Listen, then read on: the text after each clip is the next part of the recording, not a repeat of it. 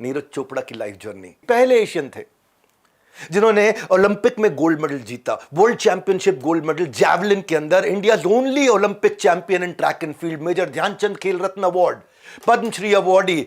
और जब इनका इंटरव्यू हुआ पिछली दफा 4 साल पहले, हिंदी में बात करने लगे। लोगों ने पूछा अंग्रेजी नहीं आती है आपको? बोले आती है, लेकिन जिनकी वजह से यहां पहुंचा हूं ना, अगर उनको मेरी जीत की खुशी समझ में नहीं आई तो क्या फायदा ऐसी जीत का। I would like to ask you a question that at times you would get frustrated because of that there's भाई a हेलो, level. हिंदी आती है आपको? अच्छा जी सर. हिंदी में पूछ लो यार। इतने देसी आदमी हैं, अपने आसपास के लोगों को इतना प्यार करते हैं। मुझे बस एक भाषा आती है, अपनों की भाषा। शुरुआत करते हैं 24 दिसंबर 1997 पानीपत के हरियाणा में खांडरा गांव में। एक जॉइंट फैमिली में इनका जन्म हुआ। 10 भाई बहनों में नीरज सबसे बड़े। बचपन से इनको ना, क्योंकि सबसे बड़े थे, तो शुरुआत का खूब दूध घी मलाई इन्हीं को खिलाया गया, क्योंकि शुरुआत इन्हीं से हुई थी। बाकी बच्चे पीछे आ रहे थे। नतीजा ये हुआ कि 11 साल की उम्र में आते आते 80 किलो के हो गए।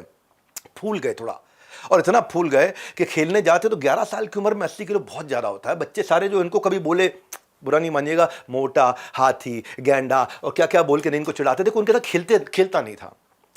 तो 11 साल की उम्र में ये डिप्रेशन में चले गए, और डिप्रेशन से बाहर निकालने के लिए इनके चाचा बड़े प्यारे थे। इनको क्रिकेट फुटबॉल खिलाने के लिए पानीपत के स्टेडियम ले गए।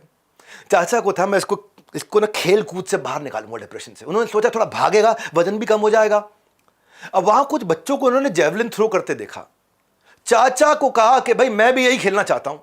पहली नजर में मन को भाला भा गया। चाचा ने मना कर दिया। अच्छा, इनका एक कारण था। इनका कारण था, चाचा सोच रहे थे कि जेवलिन थ्रो में भाई भागने वागने का चक्कर नहीं है, स्कोप कम है तो उसका वजन कम नहीं होगा। और चाचा को खेल की जानकारी नहीं थी, उनको भाला फेंकने का गेम ही समझ में नहीं आया। और डिप्रेशन से परेशान नीरज जानते थे कि ये वो गेम है जो अकेले खेला जा सकता है। कोई मुझे मोटा गैंडा नहीं बोलेगा, कोई मुझे छेड़ेगा, तंग करेगा नहीं, क्योंकि फुटबॉल क्रिकेट में सबके साथ खेलना है। नीरज अड़ गए, बोले अब खेलूंगा तो यही खेलूंगा, अब तो केवल भाला फेंकूंगा। चाचा ने हार मान ली। बोले जेवलिन थ्रो के कोच को बोला नीरज को खेलने दो, कोई बात नहीं, खेलने दो उसको, अब इसको फेंकने दो भाला। हालांकि समझ में नहीं आया कि क्या होता है भाला।